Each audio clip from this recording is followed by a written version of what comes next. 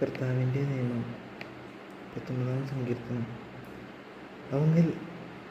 അവങ്കിലുമായ മാർഗത്തിൽ ചരിക്കുന്നവർ, കർത്താവിൻ്റെ നിയമം അനുസരിക്കുന്നവർ ഭാഗ്യവാന്മാർ.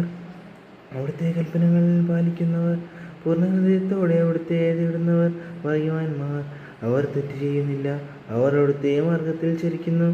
അങ്ങയുടെ പ്രമാണങ്ങൾ ശ്രദ്ധാപൂർവം പാലിക്കണമെന്ന് അങ്ങ് കൽപ്പിച്ചിരിക്കുന്നു. അങ്ങയുടെ ചട്ടങ്ങൾ പാലിക്കുന്നതിൽ ഞാൻ സ്ഥിരതയുള്ളവൻ ആയിരുന്നെങ്കിൽ അപ്പോൾ അങ്ങയുടെ കൽപ്പനകളിൽ ദൃഷ്ടിയുറപ്പിച്ചിരുന്ന എനിക്ക് ലജ്ജിതനാകേണ്ടി വരികയില്ല. അങ്ങയുടെ നീതിനിഷ്ഠമായ ശാസനകൾ പഠിക്കുമ്പോൾ ഞാൻ പരമാർത്ഥ ഹൃദയത്തോടെ അങ്ങയെ പുകഴ്ത്തും. അങ്ങയുടെ ചട്ടങ്ങൾ ഞാൻ അനുസരിക്കും. എന്നെ പൂർണ്ണമായി പരിത്യജിക്കരുതേ. യുവാവുതൻ്റെ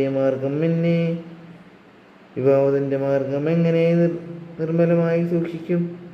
അങ്ങയുടെ വചനം അനുസരിച്ചു വ്യാപരിച്ചുകൊണ്ട് പൂർണ്ണഹൃദയത്തോടെ ഞാൻ അങ്ങയെ തേടുന്നു. അങ്ങയുടെ കൽപ്പന വിട്ടു നടക്കാൻ എനിക്ക് ഇടയാകാതിരിക്കട്ടെ. അങ്ങയ്ക്കെതിരെ പാപം ചെയ്യാതിരിക്കേണ്ടതിന് ഞാൻ അങ്ങയുടെ വചനം ഹൃദയത്തിൽ സൂക്ഷിച്ചിരിക്കുന്നു. കർത്താവേ, അങ്ങ് വാഴ്ത്തപ്പെടട്ടെ. അങ്ങയുടെ ചട്ടങ്ങൾ എന്നെ പഠിപ്പിക്കണമേ. അങ്ങയുടെ നാവിൽ നിന്ന് പുറപ്പെടുന്ന ശാസനങ്ങളെ എൻ്റെ അധരങ്ങൾ പ്രഘോഷിക്കും.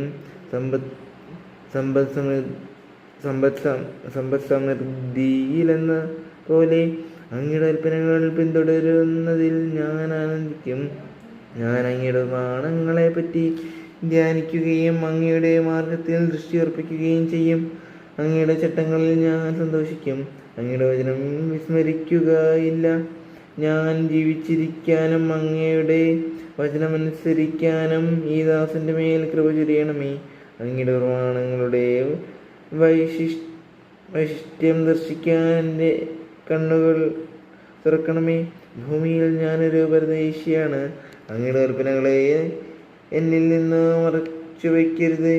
അങ്ങയുടെ കൽപ്പനകൾക്ക് വേണ്ടിയുള്ള അഭിനിവേശം നിരന്തരം എന്നെ ദഹിപ്പിക്കുന്നു.